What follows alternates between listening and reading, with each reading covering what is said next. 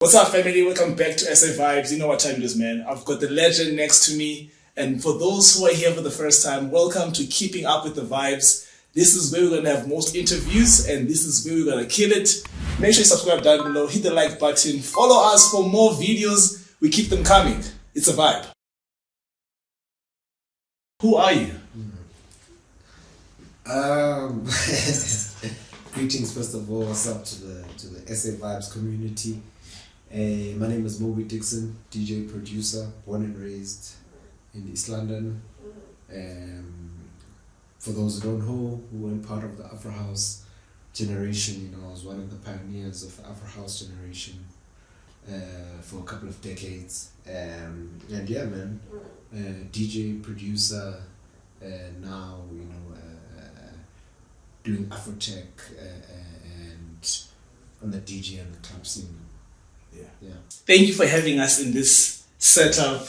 The first time I saw your studio, I was like, okay, this is business. Yeah. There's no time to play. This is real business. Because It's a work in progress. Even now, the setup here is crazy.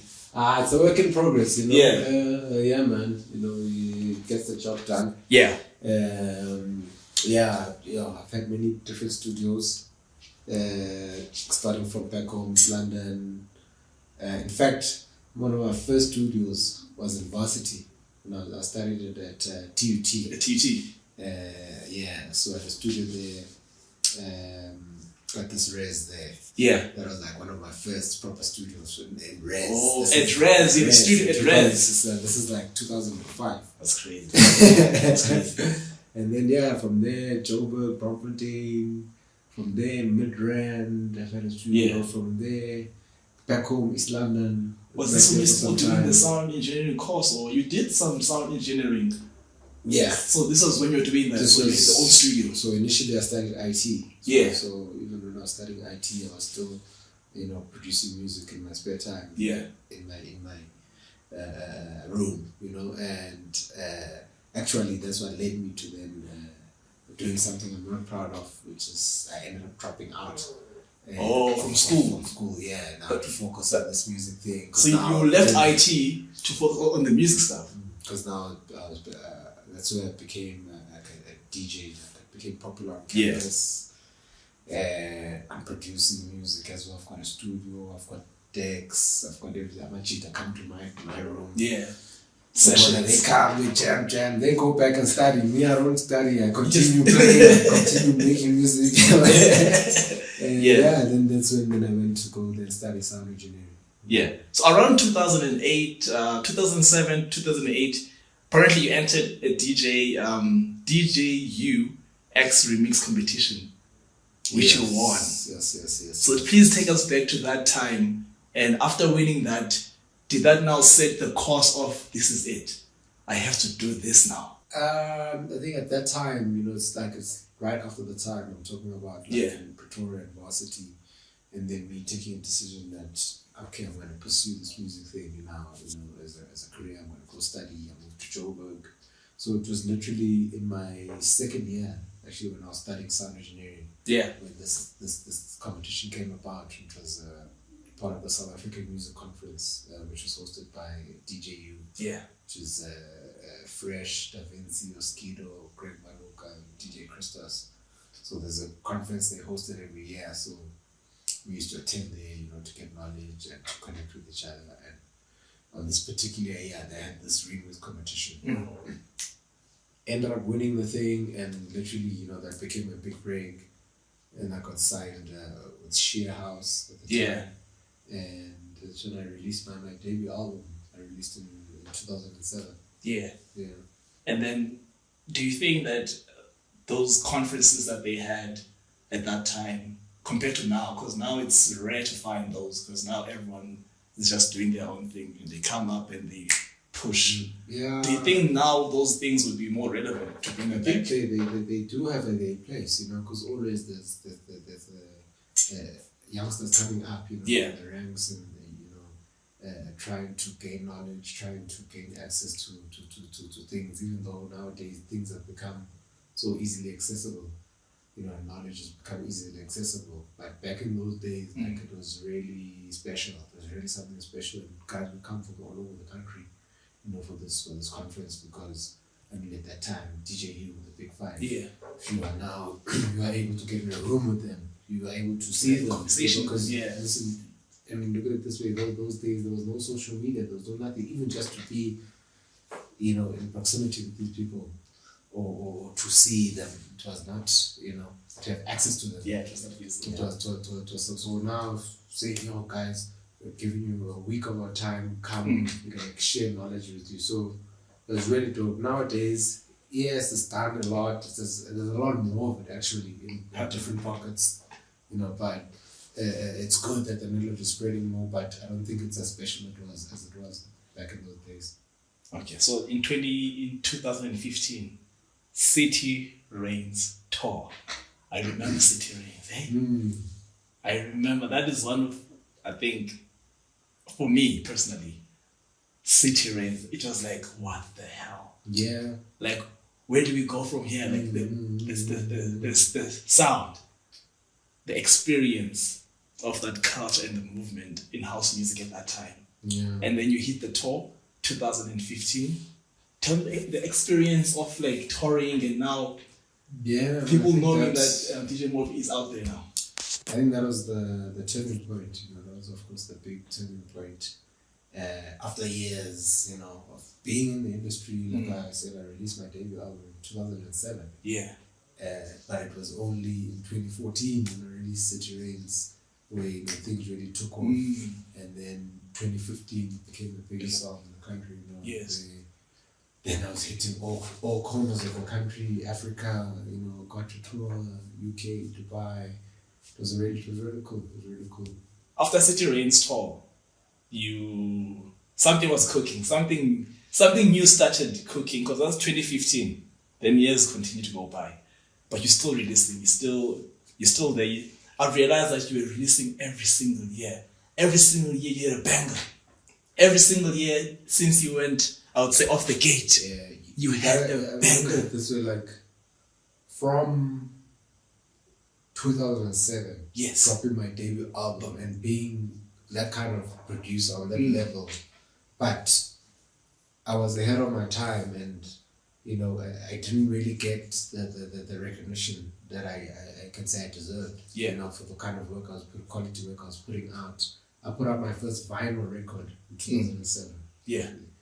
Actually, then the album came on CD in 2008, but it didn't, you know, infiltrate. Obviously, you're still also growing as an artist, as a businessman. There may be shortfalls here and there, but in general, I feel I was ahead of my time. Yes. Hence why it took them so long, up to 2014, to get that break in 2015. So once I got that break, after hustling for so long, I was like, now it's time. So literally every year from there, I had a hit record. Fire record. And I haven't stopped. I mean, I haven't stopped releasing every year since then. Yeah. And then something new started cooking around 2018, early 2019. You released When House Was House. It's 2021. 21. Between 2018 and 19, that is when now, I can say not officially, that is when now Amapiano started picking up. Yeah, Amapiano 2020. 2020? That's when it starts dropping hard. Yeah. Because from the background of dancers, it started growing mostly in 2019. And then 2020, that is when now things were like... Became the mainstream. Yeah, became really mainstream. Yeah, and then I mean, we saw it coming. I mean, Amapiano is our child, you know. Yeah. From the time they started remixing our songs or playing our songs, dropping the tempo, you know, which is inspired that groove, that frequency, you know, and then it literally grew into what it's become today, and it's really beautiful to watch, you know. And at that time, I felt like as beautiful as this is, and everyone is gravitating towards this from all different levels. Yeah. But I felt like people are kind of neglecting or forgetting where we come from with house music. Hence why I dropped that record when House was House. House. Yeah. Oh, so it wasn't dropped in the early 2018 and 19. Oh, now it makes sense when House. When House. When House was House. And everyone is crazy about Amapiano, you know, and not forgetting that it's actually born from House. It's a subgenre of House. And I felt like I wanted to put out a record that reminds people, keeps people's nostalgia. Where we come from. Even if you look at the title single and the song, the texture of the sound, you know, very nostalgic, you know, vocal driven, kind of melodic kind of vibe, which is what the house heritage is all about. Yeah. So it was really an interesting record, because then the whole album then depicted different sounds, like from where we come from with house, like right up to the pop influences and the Afro-tech influences, you know. So yeah, man, that's what When House was about.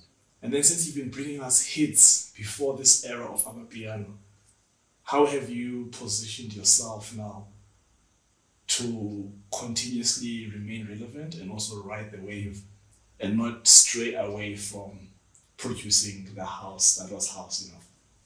Yeah, I mean, that's why I felt I needed to put that record out, like, and be really intentional. It's a nostalgic When House was House, literally saying, yo, you know, let's not forget where we come from. And then from there, I mean, as a DJ, I've always been one that's leaned more to the Afro-tech kind of sound in terms of my sets, in terms of my performance. But it hadn't really reflected in my music, because I've been focused on soulful sound. You know? So then I ventured into, you know, the Afro-tech space, and I dropped a record, Mobi Dixon, 2022 album. Which, you know, grew legs internationally, you know, went on tour to Asia, to Bali, to Australia, you know, toured with that record. And came back to Africa, hit different places, and that's where, you know, I was just expressing myself more, what I normally do as a DJ, but now putting it into the music, you know.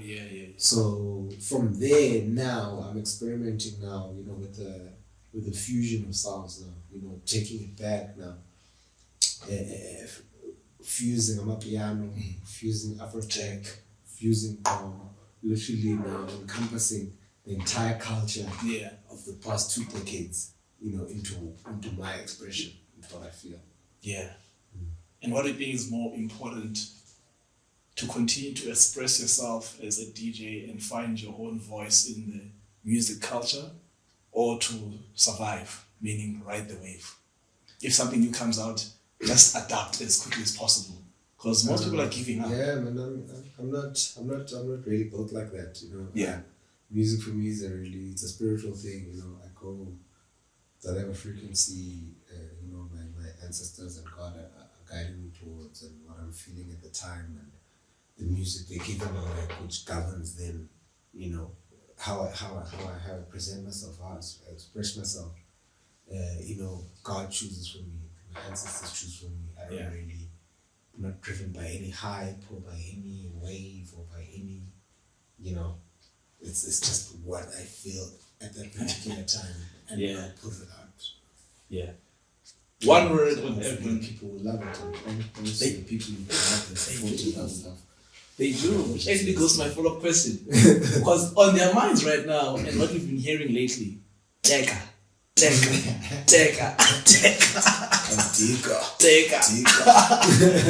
What a banger. What a banger. I want to know this for sure. Like, on people's minds right now, for those who know, TEKA is killing it. There's a tour coming. There's a tour coming. Can you just tell us more about that tour? And before jumping into the tour, I mean, TEKA, it's a special song. And actually, it's almost a year old since I started with the concept of TEKA. Okay. While I was pushing Mobi Dixon, the album, I dropped last year, which had the likes of Mafiti Zone, like Knack Music, Babala M, damn, it just jam-packed Junior SA, Yeah. you know, Mauritian, Berita, you know, jam-packed album, of which then inspired really me going more and more and exploring more what I can do with this tech sound fused with all my sounds throughout the years, you know. And by some, I don't know what to call it, but I was coming from a gig.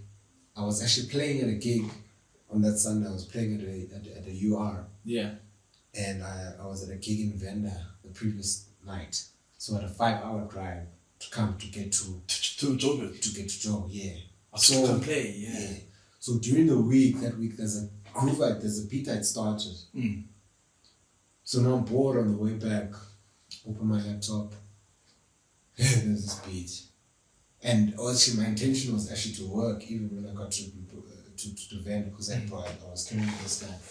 Is that what video was trending? Like it just went guy. viral. You were in the passenger seat and you were like, you were cooking. Yeah. So I just happened. I had my MIDI. So I was like, okay, that song, seeing the video, that was TEKA. That's when I started TEKA. And I was pushing to finish it that moment so I can play it at a gig that very same day. So when we drove, we got to my place, plugged in the computer, I finished it quickly, and I played for the first time that very same day. At UR? At UR. Damn. But it took literally almost a year for me to be happy with it. So you sat on that for a year and then you just kept on revisiting it. I worked on a lot of other projects. But then it came back. But no, there was this project that it was just came in the spur of a moment. That's why I say that I'm not. I go by where God takes me and where my ancestors take me.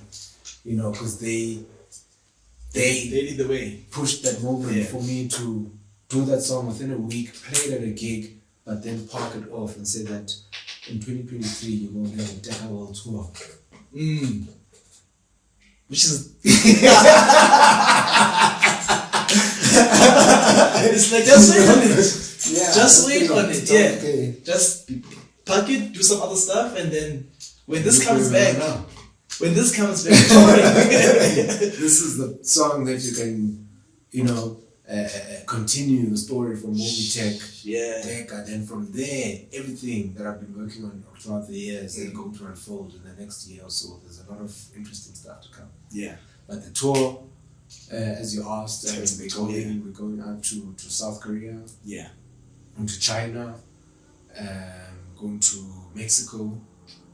Going to Atlanta, US, going to Miami. Yeah. And then ended off in Netherlands, Amsterdam. And then obviously you're going to come back home and bless us.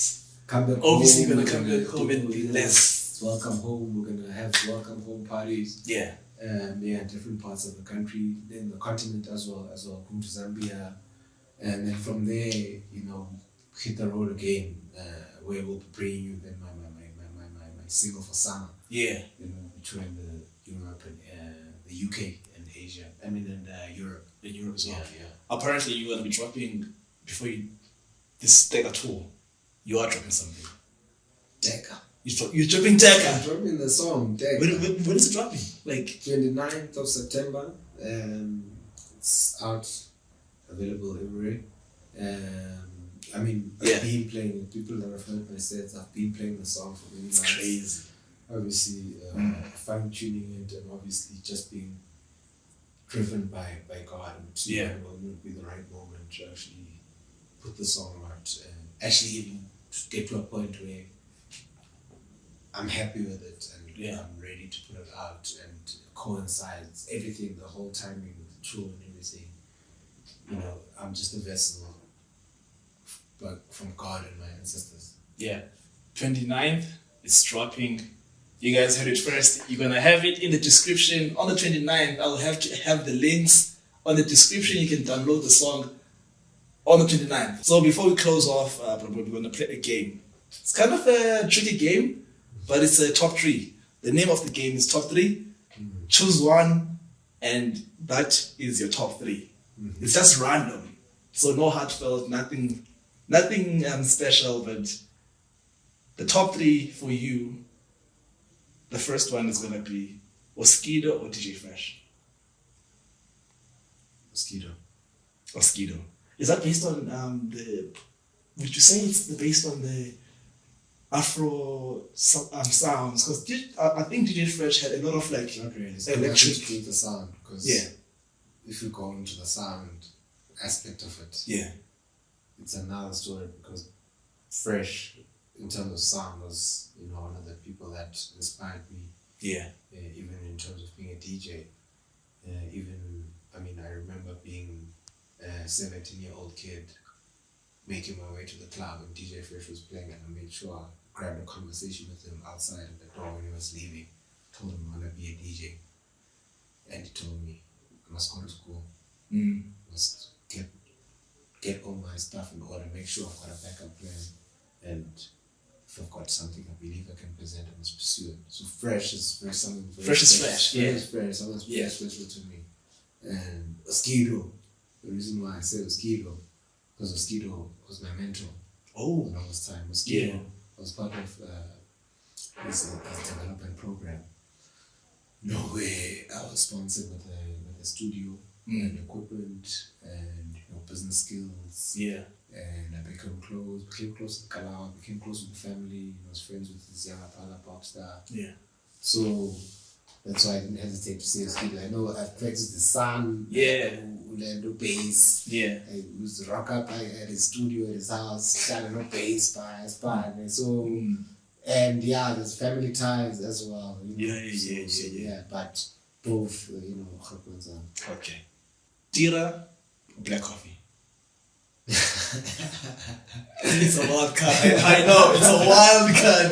You guys will kill me in the comment section. It's a wild card. I know. But it's the same thing, because coffee's coffee, the inspiration in terms of now the sound, and so forth. Now we have, a history with me, trying to break in, trying to getting advice from him and so forth. Whereas Tira, we have like a close relationship, We've done work, we've put out records, we've done shows, so. Okay, the last one is gonna be, you didn't choose though, bro, movie, the previous one. You didn't choose. What happens when you don't choose? We can move on. You can say both. Pause. You can pause. Okay. Kabza, the Smalls, or Mapuris? Mapuris. Pori and Kabza are Scorpion Kings, man. They are rocking this piano. They are really opening doors for the young cats as well, Yeah, they really do. They've pioneered an entire movement, an entire industry, an entire ecosystem. Yes. Which, broadly can be very broadly looked at as even a case study in the music business in their world. And I commend them for that. And Kabza, he's the music, he's the, but the reason why I say Pori, firstly we go way back, Pori, times of Kalawa, Skiba and done shows and so forth. But beyond that, is the respect I have for him as a businessman. And a hustler, from many different aspects of the before piano even existed. He's shown very much resilience. And sense of Okay. Since we were touched on the hustler base and pushing business, which is Pori is really, he's really there. Is there anything apart from music or other projects that you're involved in right now? Yes, there are. I'm not willing to talk about them. Okay. But yeah. There are some stuff that you're pushing. Outside of entertainment. Totally. There's some that you're pushing. But entertainment, it's my love, man.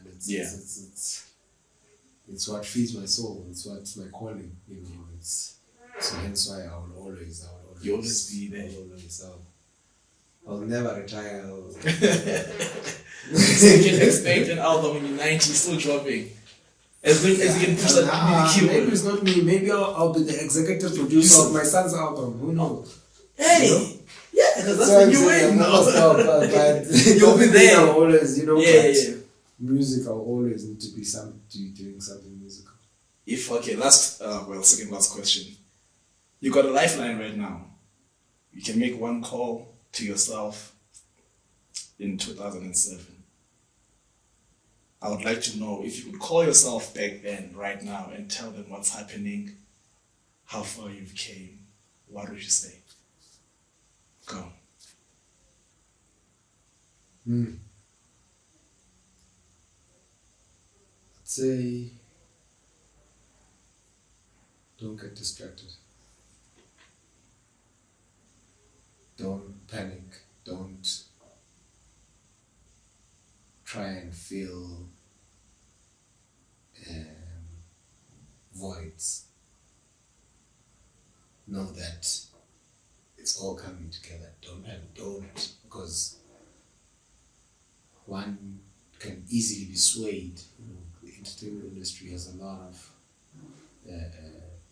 dark, negative things, you know, which we get exposed to. So, you know, we also go through so many different types of emotions to deal with. So you tend to then get involved in things that are distractions. Yeah.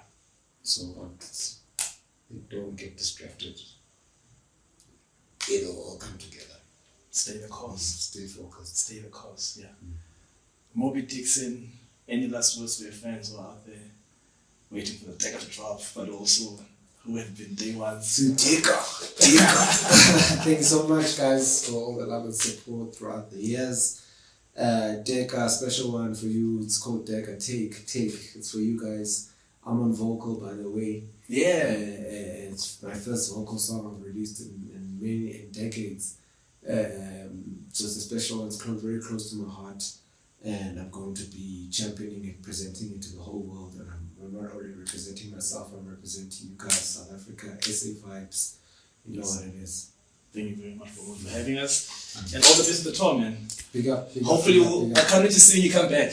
Yeah. Gather all the footage, guys. Follow Mobi on all platforms. He's going to be dropping fire. He'll take you guys with him to the tour, so you guys can expect to see. You said Mexico, you said the States, you said China, South Korea. So you will see different venues, different, and you know what's crazy? All those places have a group of people from SA, you know? There's a group of South Africans in all those places. So, community. Yeah, man, follow him, make sure you guys subscribe, like, post, share, do what you have to do. Yeah. We'll be back after the tour when we present the new single. Yeah. We'll be back and we'll chat about everything fun that happened. Yes, sir. I'll see you guys next time. It's a vibe. It's a vibe. Peace.